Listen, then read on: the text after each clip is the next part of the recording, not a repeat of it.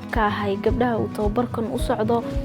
waxaan tababar qaadanaynaa 4 maalin maanta waa maalintiisii labaad labada maalin oo soconayo waxa ka faa'iidnaa waxyaabo fara badan oo naga maqnaa aan u baahnayn inaan seminar u qaadano ama train noocan oo kale aan uga faa'iidno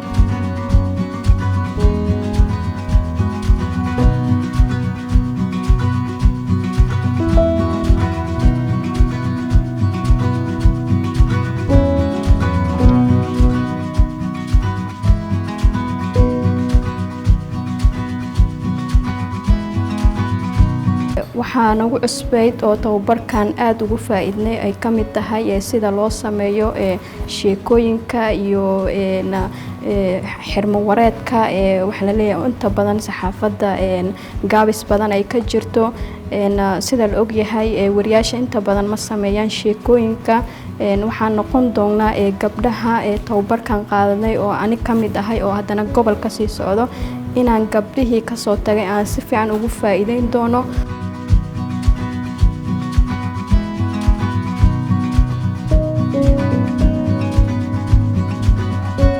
kale waxa qayb ka training-ka interview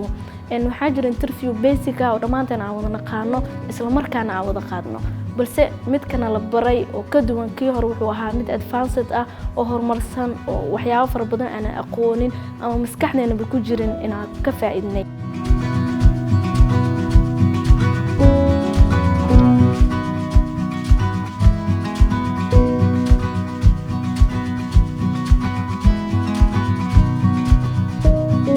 waxaan filayaa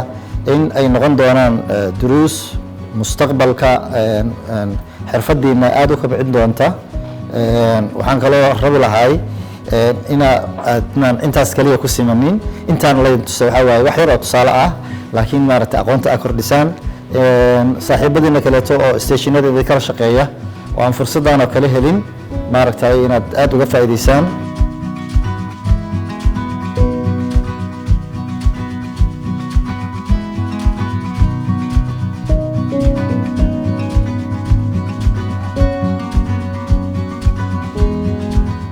aan fikirnay waxaan istusnay ciwaankee qaadan karnaa qaabkee gabdhuhu loo tababari karaan maxay u baahan yihiin waxaan noo soo baxday tababarka aad qaadateen oo la xiriira qormooyinka raadiyaha iyo TV-yada sida wax loogu qoro in gabdhuhu dhinacaasi laga dhiso maadaama SWJ ay u taagan tahay qariimada gabdhaha saxafiyiinta iyo guud ahaanba haweenka Soomaaliyeed marka ka SWJ ahaan anagoo ah gabdhihii saxafiyiinta Soomaaliyeed si aan ugu qareeno dumarka kale ee Soomaaliyeed waxaan u baahanahay dadkii u qareemi lahaa qudooda inay noqdaan dad dhisan